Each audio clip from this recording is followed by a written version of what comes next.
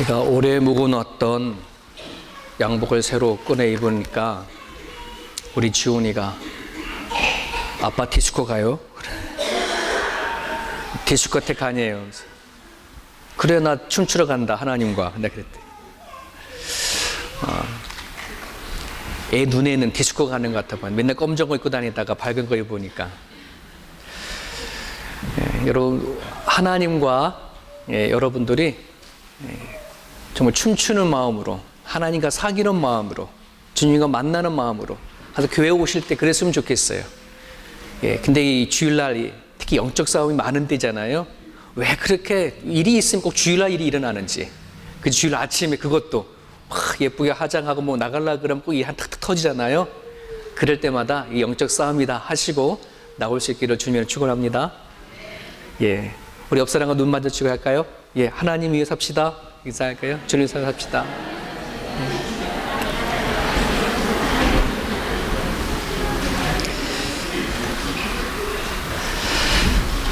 여러분 한 그림을 한번 그려보세요. 제 옆에 하나님을 알지 못하는 제 옆집 사는 아저씨가 있다고 쳐요.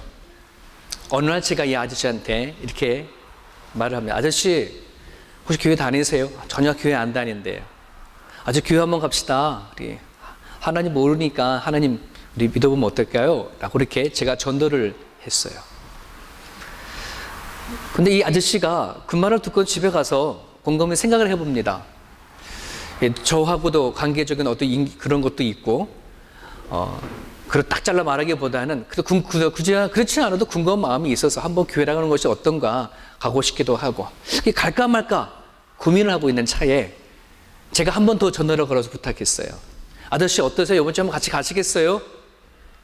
그때 들려오는 메시지가 아예 그냥 한번 가보죠 뭐 해서 주일날 딱 되었을 때에 제가 그분을 모시고 이 자리에 딱 나왔다라고 한번 가정해 보는 겁니다.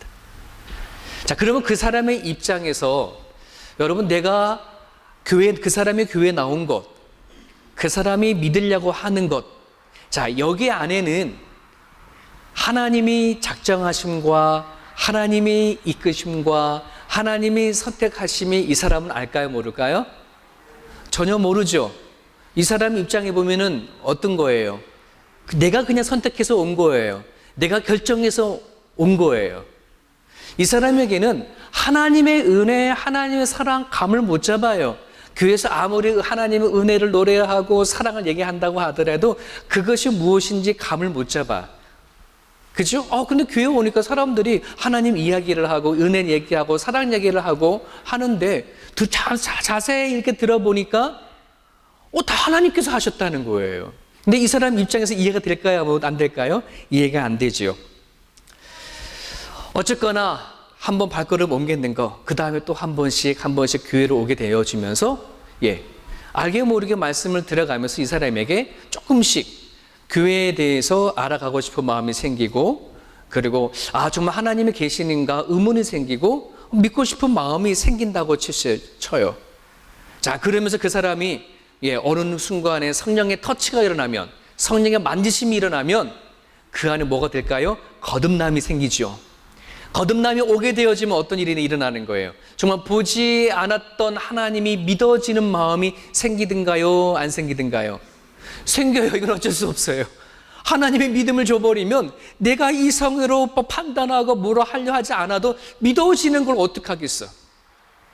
여러분, 믿어지는 믿음이 있기를 주님의 이름을 축원합니다. 이건 하나님이 주셔야 돼요. 자, 이렇게 믿어줘서 하나님을 의지하고 싶어가는 것, 이것을 우리는 흔히 교회에서 말하는 하나님의 첫 만남이다 이렇게 얘기를 하죠. 하나님을 처음 만나셨어요. 그렇게 하나님을 만나셨을 때에 그제서야 그 사람이 깨달아지는 것이 있어요. 뭐예요? 하나님이 하셨구나. 하나님께서 나를 교회를 가게 하셨구나. 하나님께서 나를 인도해 주셔서, 그죠? 이제서야 하나님의 이끄심을 알고 하나님을 선택하시고 세상을 만들어지기 전에 하나님 나를 선택했구나 하는 것이 뭐예요? 깨달아지는 거죠. 그죠? 그래서 오늘날 기독교에서 말하는 예정, 섭리, 작정하심, 이것은 우리들의 이성으로 깨달아지는 것이 절대 아니에요. 개인적인 하나님의 성령의 터치, 체험을 통해서 고백되어지는 신앙 고백이에요. 내가 이 하나님을 만나서 정말 하나님만의 신앙 고백이 되어지기까지는 하나님의 예정, 하나님의 섭리, 나를 세상을 만들어지게 나를 선택해서 전혀 이해할 수 없어요. 하지만 믿음이 들어가니까 그게 믿어지든가요?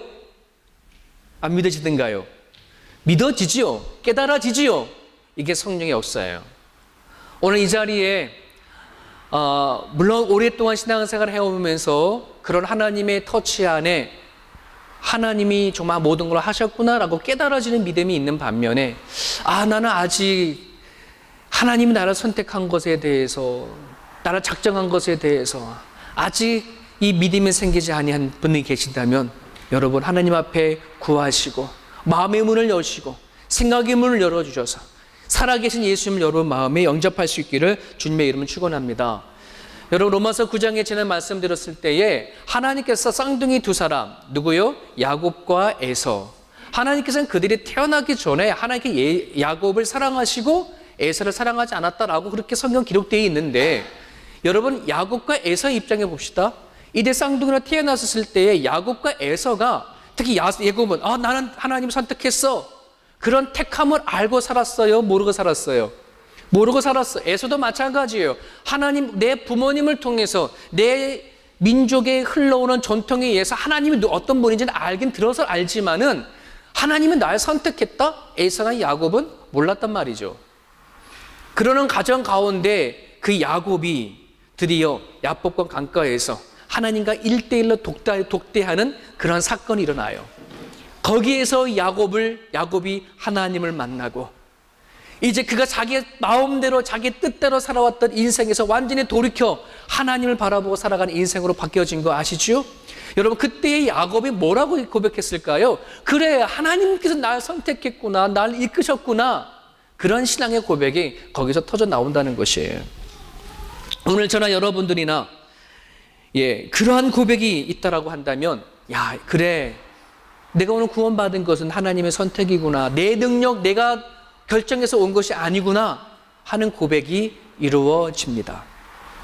그래서 여러분, 구원이라고 한다는 것은 하나님과 나와의 1대1의 문제예요. 구원을 받았다 안 받았다는 남이 얘기할 수 없어요. 내가 하나님을 만나서 확신이 되어지는 그런 부분들이에요. 저 사람이 천국 가네 못 가네 말할 수 있다 없다? 말할 수 없어요. 그건 하나님이 절대적인 주권이시기 때문에 그렇습니다. 자, 이런 부분에서 제가 여러분께 여쭤보겠습니다. 하나님의 은혜 안으로 들어오셨나요? 하나님의 구원 안으로 들어오셨나요? 들어오셨으면 환영합니다. 축복합니다. 아직 머뭇머뭇거리신 분이 있다면 하나님 안에 들어올 수 있기를 주님의 이름으로 축원합니다. 여러분, 마태복음 22장에 보면은 예수님이 어느 날 제자들에게 천국에 대해서 비유 얘기를 하나 하는데 이렇게 얘기를 하시나요? 어떤 한 나라에 큰 임금이 계시는데 임금이 아들인지 딸인지 장가를 보내는데 혼인잔치를 베풀었어요. 그래서 임금이 이제 해당되어지는 초청하고자 하는 사람들에게 다 초대장을 다 보냈어요. 자, 초대장을 보내서 때가 되면 올 줄 알았는데 이 사람이 오나 안 오나 확인해 보잖아요. 자, 그런데 종을 통해서 들어오는 얘기가 뭐예요? 안 온다는 사람들이 더 많은 거예요. 왜 안 오겠다는 거예요? 나 바빠서 못 간다는 것이지. 내가 밭에 가서 일을 해야 되고 사업도 해야 되고 애초에 시간도 있음에도 불구하고 갈 마음이 없어서 너 안 가겠습니다고 한 사람도 있었어요. 어떤 사람이 있었냐면 임금이 보낸 종을 잡아다가 모욕하고 그리고 죽기까지 했다고 하는 그 예를 든 거예요. 그랬더니 임금이 가만히 있어요? 아니면 화가 나야겠어요? 화가 나죠. 분이 나서 군대를 이끌고 가가지고 못 온다라고 하는 사람을 다 죽였어요. 왜 그럴까요? 그 나라 임금이기 때문에. 그러고 나서 종에게 뭐예요? 다시 너네 사거리에 내려가가지고 만나는 사람들만 다 데리고 와. 가난한 사람이든 부한 사람이든 병 전 사람이나 무조건 만나는 사람 다 데리고 와. 그렇게 얘기를 했어요. 우리 여러분 교회 생활을 오래 하셨으니까 이 내용이 어떤 내용인지 아실 거예요. 임금이 처음으로 오라고 초청한 사람은 누굴까요? 누구에 해당될까요? 이스라엘 사람들이죠. 하나님이 구약시대 아브라함을 통해서 선택했던 이스라엘, 먼저 그들에게 구원의 복음을 주고 율법을 주고 하나님이 누군지 알게 해주셔서 먼저 그들을 하나님 나라에 초대했던 이스라엘 사람을 얘기하는 거고, 그리고 나중에 초대받아 길거리에서 돌아가는 사람 다 데리고 오라 했었을 때 그들은 누굴까요? 예, 이방인들, 오늘 우리들이에요. 예, 이스라엘 백성들이 잡지 못했던 구원을 오늘 우리들은 뭐예요? 그 어떤 행위도 없이 거저 은혜로 뭐 한 거예요? 구원받은 거예요. 그렇지 않습니까? 예, 오늘 본문에는 그런 내용이 담겨져 있습니다. 사랑하는 여러분,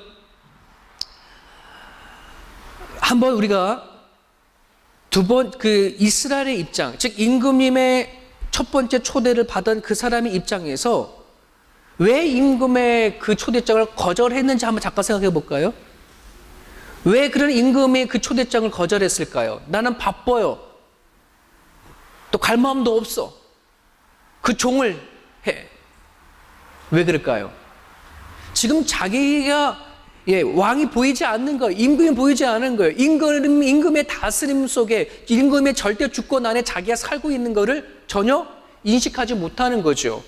예, 자기 집안에 내가 가장이고 내가 땅 긁고 내가 내 집 만들어서 살아가는데 무슨 임금이야? 그런 거죠. 그렇지 않습니까? 그런 생각이 있으니까 임금에 대한 그 초대장이 얼마나 자기의 생명과 관련되어 있는 것인지를 알지 못하는 것이죠. 여러분, 이 세상의 주권자가 누구예요? 인간을 지으시고 만드신 자가 누구예요? 이 땅의 주인이 누구예요? 나에게 세계에서 오늘도 살아가는 생명의 주인이 누구예요? 성경에서 하나님이라고 얘기하지 않습니까? 그 하나님을 우리가 인식하지 못하면 어떻게 하는 거예요? 항상 내가 이 땅의 주인이라고 생각하는 것이죠. 이것이 성경에서 뭐라 얘기하더라? 죄라고 하더라. 허물이라 하더라. 여러분, 오늘 성경 안에서는 하나님께서 은혜를 따라서 택함을 입은 자가 있대요. 그 사람을 성경의 엘리야 시대 때에 하나님께서 숨겨놓았던 바알에게 무릎 꿇을지 아니하는 7,000명과 같다라고 하는 사람이 있어요. 그 사람을 우리가 흔히 남은 자라고 합니다. 기독교의 사상은 남은 자의 사상이 항상 밑에 깔려져 있어요. 하나님께서 세상을 선택한 사람을 통해서 일을 해나가신다. 엘리야는 그 당시에 바알과 아세라의 신에 다 빠져있던 이스라엘 백성들 가운데 자기 혼자만 하나님 믿는 것 같이 생각했는데, 그러지 아니하고 자기처럼 바알에게 무릎 꿇지 아니하는 하나님 선택한 7,000명이 있음을 엘리야한테 얘기를 하지 않습니까? 여러분, 오늘 이 시대에 하나님께 수많은 모리아 같은 사람들 중에 나는 우리에게 믿음을 주셔서 은혜를 베푸셔서 너는 내 것이야 라고 했을 때 거기서 끝나는 것이 아니라 하나님은 우리를 통해서 지금 일하고 계신다. 하나님이 살아계시고 이 세상을 이끌어 계심을 우리를 통해서 드러내시고자 원하시는 그런 존재가 바로 누구라고요? 오늘 택함을 받은 우리들이에요. 믿어지나요? 이게 남은 자의 사상이에요. 남은 자의 믿음이에요. 내가 하나님 앞에 구원을 받았다라고 여러분 믿는다면, 예수 하나님의 그 크신 은혜로 거저 내가 은혜 안에 들어왔다라고 여러분들이 믿어지는 믿음이 여러분 생긴다면 한번 여러분들 이런 걸 점검해 보십시오. 과연 내 안에 하나님을 바라볼 때에, 하나님 나라를 바라볼 때에 과연 어떤 마음으로 지금 내가 살아가는가? 자, 먼저 우리 8절을 다시 한번 같이 읽어볼게요. 8절에 보면은 바울은 은혜의 택감을 받지 아니하는 사람들, 구원 안으로 들어오지 않는 사람들은 과연 어떻게 살아가는지, 어떤 존재라고 얘기하는지 말씀을 몇 가지 가지고 와서 인용해서 얘기하는데요. 우리 8절 한번 같이 다시 읽어보겠습니다. 시작. 기록된 바 하나님이 오늘까지 그들에게 혼미한 심령과 보지 못할 눈과 듣지 못할 귀를 주셨다 함과 같으니라. 이 말씀은 이사야 29장의 10장에 있는 말씀을 인용해 왔어요. 여기에서 하나님이 오늘까지 그들에게라고 한다는, 그들이라는 말은 이스라엘 백성이에요. 아까 예를 들었다면은 임금이 첫 번째 초대했던 그 사람들을 얘기하는 거거든요. 자, 요 배경을 잠깐 얘기해 드릴게요. 이사야는 북이스라엘이 멸망할 당시에 활동했던 그런 선지자였어요. 그 당시에 북이스라엘의 왕이 호세아 왕인데, 이 이사야는 하나님의 말씀을 메시지를 들어보니까 하나님께 지금 북이스라엘을 치겠다고 한다는 것이에요. 이들이 겉에서는 하나님 앞에 제사 드린다고 하지만 그들 안에는 우상에 가득해서 자기 하나님보다는 자기 자신 너무나 가득하다 보니까 도대체 하나님을 찾지 않는단 말이에요. 하나님의 음성을 듣지 않는단 말이에요. 그러다 보니까 하나님 이사야 선지자를 통해 가지고 너네 돌이키고 회개하라, 하나님 앞에 나와라, 이렇게 얘기를 하고 있는데, 문제는 호세아 왕을 비롯한 그 당시의 정치자인들이, 위정자들이 그 이사야 말을 듣지 않는 거예요. 더 귀찮게 하고 이 이사야가 잘못된 메시지를 던진다고 생각하는 거예요. 왜 그러냐면 호세아 왕과 그 당시의 정치인들에게 붙어서 살아가는 선지자들이 있었어요. 선견자, 예언자들이 있단 말이에요. 그 사람들이 하나같이 호세아 왕에게 했던 얘기가 뭔지 아세요? 괜찮습니다, 왕이요. 상황을 돌아보십시오. 정치, 경제, 문화 다 돌아보십시오. 우리 북이스라엘은 어느 때보다도 가장 강성한 나라고 어느 때보다도 가장 부강한 나라입니다. 우리의 이웃나라 힘 있는 파워 있는 애굽이 손을 잡고 있지 않습니까? 아수르가 아무리 치고 들어온다고 할지라도 우린 능히 이길 수가 있습니다. 걱정하지 마십시오. 하나님이, 우리가 믿는 하나님이 어떤 하나님이십니까? 만약에 하나님이 우리를 저주한다 그러면 우리가 뿌리는 식물마다 이게 되어질 수가 없죠. 근데 한번 보십시오. 매 해마다 풍년입니다. 창고에 음식이 차고 넘칩니다. 하나님 우리를 축복하는 것 때문에 이렇게 되어진 거 아니겠습니까? 저 이사야 말하는 것은 거짓입니다. 그러니 호세아 왕이나 그 당시의 정치 유정자들이, 선견자들이 그렇게 말한다는데, 선지자들이 그렇게 말하는 게 뭐예요? 들어옵니까? 이사야 말이 들어옵니까? 안 들어오지. 끝내는 뭐예요? 하나님 앞에 회개하지 않고 돌이키지 않아서, 이사야, 이 아수르를 통해 가지고 북이스라엘이 멸망하게 되어 버리잖아요. 여러분, 성경에는 왜 그 북이스라엘이, 왜 이사야가 말하는 그 얘기를 듣지 않았느냐, 왜 그랬을까라고 하는 부분에 있어서 그들이 하나님을 전심으로 섬기지 않았기 때문이라고 성경은 그렇게 얘기를 하고 있어요. 오늘 우리가 살아가고 있는 이 시대에 내가 과연 하나님을 믿는데, 하나님을 섬기는데 마음을 다하고 뜻을 다하고 하나님을 정말 찾아가고자 하는 마음이 내 안에 있는지를 여러분 확인해 주십시오. 하나님이 과연 이 세상을 어떻게 바라보는지 여러분들이 과연 말씀을 통해서 확인해 보십시오. 우리는 이 세상을 어떻게 바라야 될까요? 하나님이 볼 때 이 세상은 아름다운 세상이에요? 괜찮은 세상이에요? 아닙니다. 아담과 하와가 죄를 지음부터 지금까지 이 세상은 영적 싸움터인 것을 성경은 계속해서 얘기를 하고 있어요. 그죠? 그리고요, 예나 지금이나 거짓 선지자들, 예언자들은 항상 있었어요. 예나 지금도, 옛날에도 있고 지금도 있어요. 근데 그들의 공통점이 있네요. 그들이 하나같이 다 괜찮다 얘기하는 거예요. 괜찮아. 괜찮기는 뭐가 괜찮아? 안 괜찮거든요. 그 당시에 북이스라엘 선지자들은 괜찮다고 얘기했어요. 눈에 보여지는 부강함과 눈에 보여지는 문제에 아무런 평화는 없게 괜찮다라고 하는 거예요. 영적으로 봐야 돼. 하나님이 지금 어떻게 이 세상을 바라보는지 볼 수 있는 눈이 여러분과 저에게 있기를 간절히 바랍니다. 하나님은 지금도 이 세상에 영적인 눈을 열어서 하나님을 찾고자 하는 그 한 사람을 찾으시고 여러분을 통해서 죽어가는 영혼을 한 사람이 더 살리려고 하신다는 사실을 여러분 기억할 수 있기를 간절히 바라요. 제가 예전에 호주에서 큰 교회에 설교 말씀을 듣는데, 아마 여러분 말씀 다 아시셔서 제가 이렇게 실명을 얘기하잖아요. 그 목사님의 설교를 듣는데 그 목사님이 계속해서 얘기하는 메시지가 있어요. 근데 그게 어떤 메시지? 이런 거예요.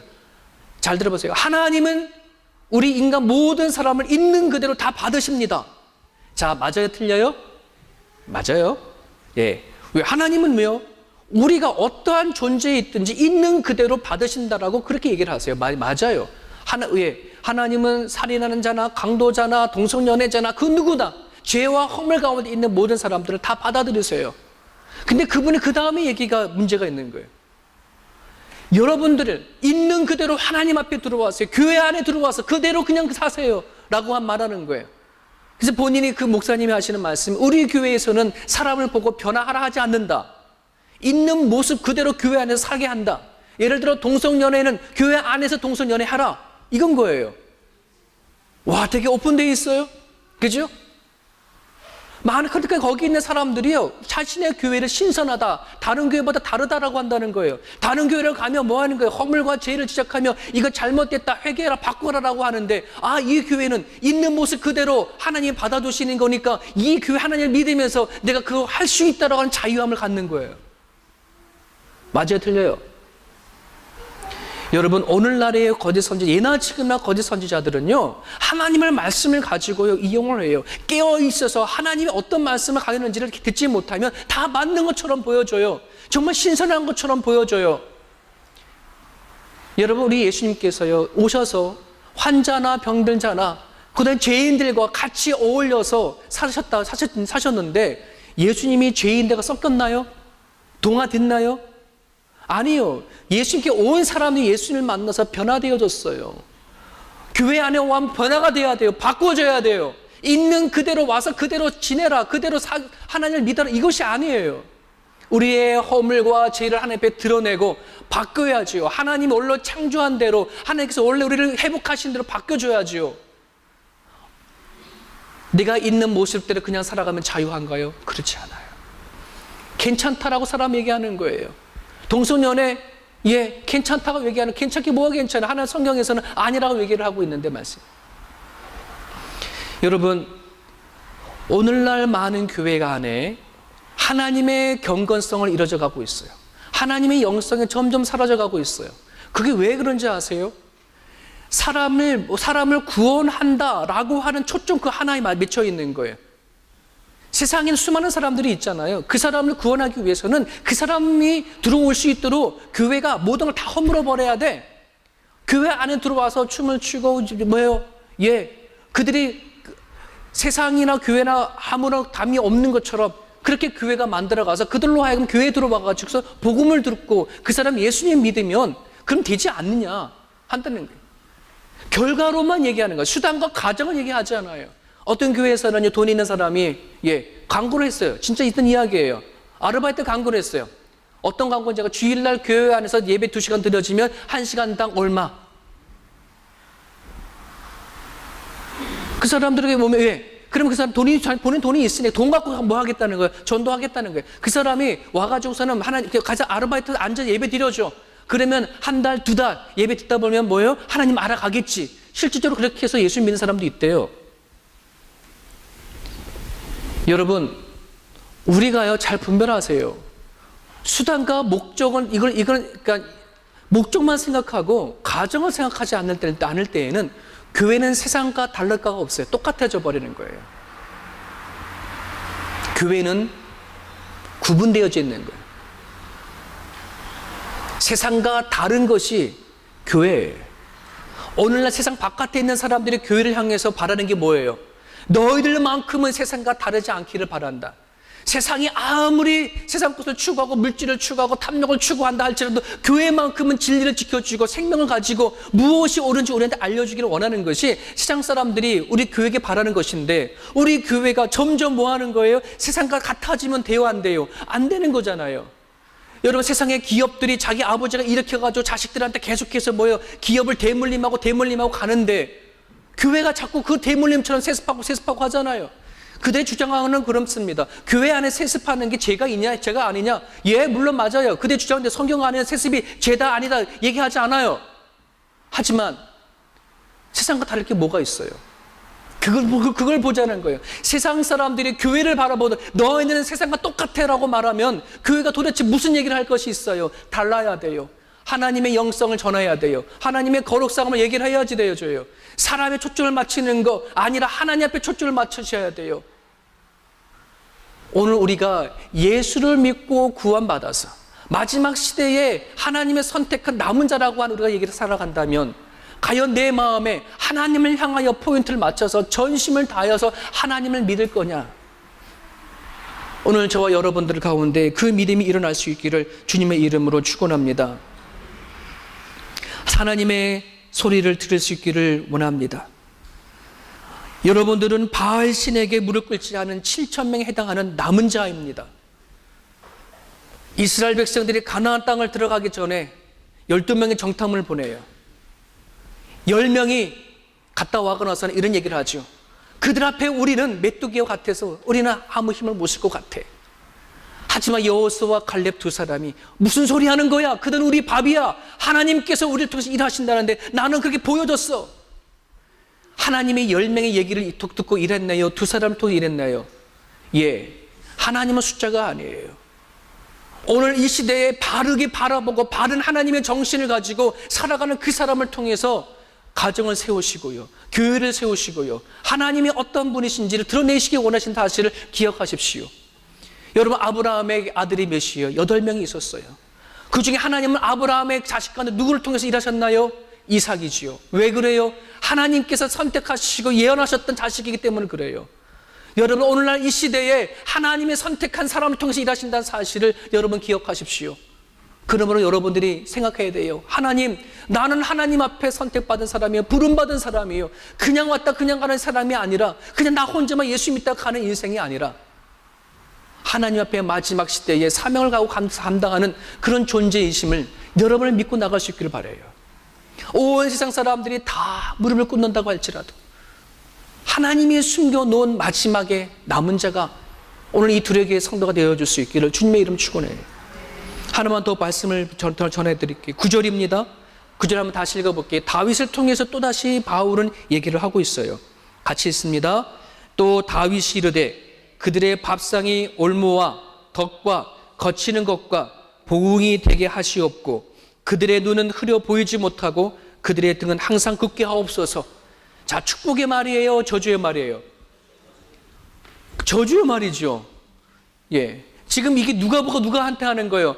하나님을 받아들이지 못하는 사람, 즉 임금이 첫 번째 보내는 초청장을 거부했던 그 사람을 향하여서 다윗은 이렇게 얘기하는 거예요. 하나님을 찾으려고 하지 아니하고 하나님 앞에 나아가지 아니하는 자들에게 하나님 그들이 찾는 밥상이 도리어 올무가 되게 하여 주십시오. 여러분, 이 기도가 다윗이 왜 얘기했냐면은 이때예요. 요 기도가 나올 때가 언제냐면 다윗의 아들 넷째가 아도니아예요. 아도니아라고 하는 이 넷째가 아버지의 다윗이 왕이거든요. 아버지의 오른팔이 되는 군대 장관 요압이라고 하는 사람이 있고, 대제사장 왼팔에 해당하는 대제사장에는 아비아달이 있는데, 이 요압과 아비디아를 둘이 꼬디가 가지고 자기 편을 만들어서 구테타를 일으키는 거예요. 자기가 왕이 되려고. 그 넷째가 왜 그렇게 그 일을 했냐 그러면 그 당시에 다윗의 첫째 아들 암논은 이미 죽은 상태예요.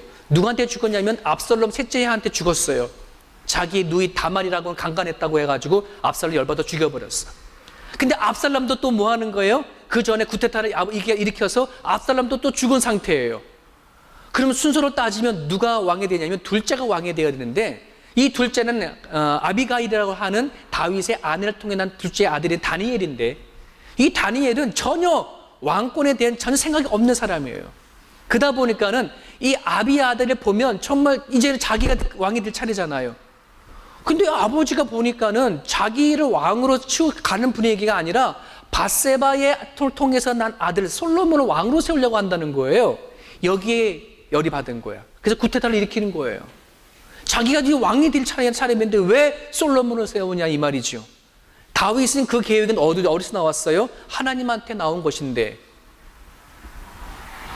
그래서 이 다윗이 지금 그들의 밥상에 올무가 되겠다. 그들이라고 누구냐면은 바로 자기 아들 넷째 아들 아비아들, 그 다음에 자기 요압, 그 다음에 아비아들, 자기 대제사장 반역을 이렇게 배신한 그들의 계획을 향해서 그렇게 얘기하는 거예요.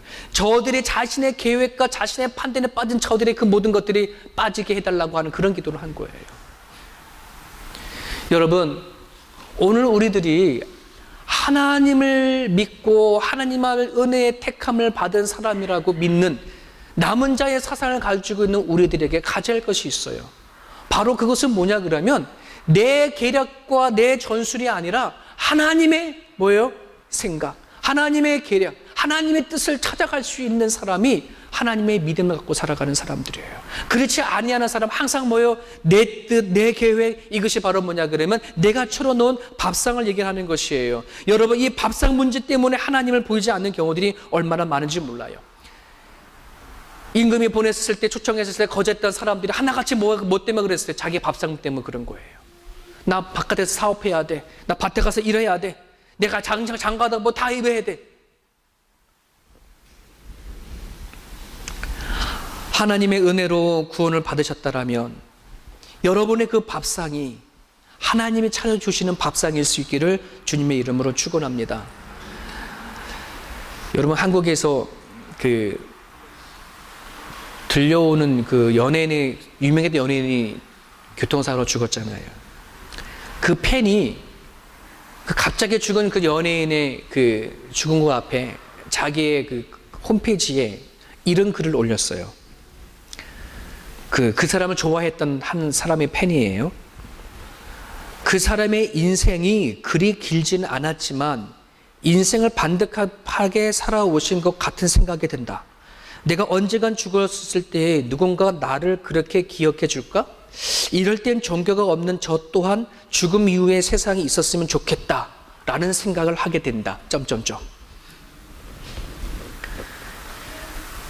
자기가 좋아했던 연예인이 갑자기 죽는 것 앞에 죽음이라고 한다는 것이 뭔가 인식이 되어지지만 그냥 이 세상에서 살다가 죽으면 사람들에게 좋은 인생이 됐으면 좋겠고 그리고 편안한 세상이 있었으면 좋겠다. 여러분, 이거는요, 이 세상 사람들이 하나님을 모르고 가는 사람들이 대부분 보편적인 그런 마음들이에요. 여러분, 우리는 알지요. 이 세상이 어떻게 만들어진지 아시죠? 내 생명이 누구부터 온 것, 이렇게 깨달아 알아간다. 죽음 다음에 하나님 나라가 있는 것, 이것을 깨닫는 것이 축복이에요. 이것을 깨닫지 못하는 게 뭐예요? 저주예요, 여러분. 내가 하나님을 발견하고 내가 살아가는 것 때문에 하나님 때문에 내 인생이 달라지고 결단하고 하나님 때문에 희생하고 하나님 때문에 사랑하고 하나님 때문에 섬길 수 있는 내 마음이 생긴다는 것이 이것이 축복이에요. 하나님을 알지 못한 채 내가 만사형통 되어지는 것이 가장 축복인가요? 그렇지 않아요. 오늘날 이 시대에 자신이 차려놓은 밥상을 위해서 살아가는 영혼들이 얼마나 많은지 몰라요. 여러분, 우리의 생명은요, 언제 어느 순간에 끊어질 줄 모르는데 우리는 마치 천년 만년 살 것 같이 우리는 그렇게 살아가고 있지 않습니까? 9.11 테러가 일어났었을 때에 한 사람의 그런 간증을 쓴 글이 있었어요. 비행기가 빌딩을 초박대로 탔었을 때 바로 무너지지 않았잖아요. 비행기가 빌딩을 들어가셨을 때 한참 있다가 무너지지 않습니까? 그 중간 무너지기 전에 10층에 있는 사람들이 막 비상계단을 통해서 내려오기 시작을 하는 거예요. 같이 일했던 동료 중에 한 사람이 한 5층쯤 내려왔는데 잠깐만 내가 지갑 들고 왔어. 올라가다 내려올게. 이 친구가 무슨 소리야? 지금 바쁘게 내려가는데 안 돼. 아니야. 금세 올라가다 뛰어갔다 올라올게. 뛰어갔다 올라가고 이 친구는 밑으로 내려오고 빠져나오는 가장 가운데 빌딩이 무너져 버렸어요. 여러분, 그 순간에는 지금 뭐가 급한 거예요? 지갑이 문제가 아니라니까요. 두고 온 지갑이 문제가 아니에요. 내 생명이 어디에 달려져 있는지 그 상황을 알지 못하면 뭐 하는 거예요? 얼마든지 그렇게 착각하고 살아갈 수 있어요. 오늘날 우리가 깨달아 눈을 열어 하나님을 바라보지 못하면, 길을 열어 하나님의 음성을 듣지 못하면 오로지 내가 이 땅에 내가 밥상만 바라보다가 살아가다 등이 휘어지고 그렇게 살아가다 인생을 마무리한다는 거예요. 오늘 저나 여러분들이나 하나님의 부름을 받은 사람이에요. 바알 아래 무릎 꿇지 아니하는 7,000명 중에 한 사람이 여러분들입니다. 사랑하는 여러분, 오늘날 저나 여러분들이나 살아가는 가정 가운데에 하나님 앞에 내가 택함받은 사랑이라고 한다면 세상을 살아갈 때 절대 실망하거나 절망하지 않기를 간절히 바랍니다. 하나님이 여러분을 통해서 일하시기 때문에 그렇습니다. 마지막까지 하나님의 주신 사명을 가지고 붙잡고 싸워 나갈 수 있기를 바랍니다. 나 혼자만이 아니에요. 하나님께서 곳곳에 남은 자로 삼아주셔서 그 싸움을 하게끔 하시거든요. 여러분들이 나 혼자만 의로운 싸움 하나 하지 마세요.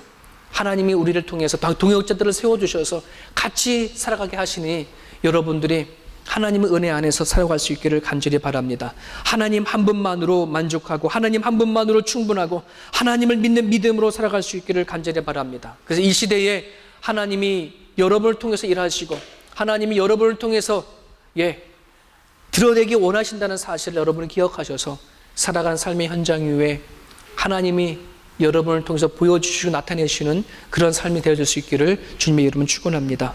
우리 같이 한번 우리 기도하겠습니다. 주신 말씀을 붙잡고 여러분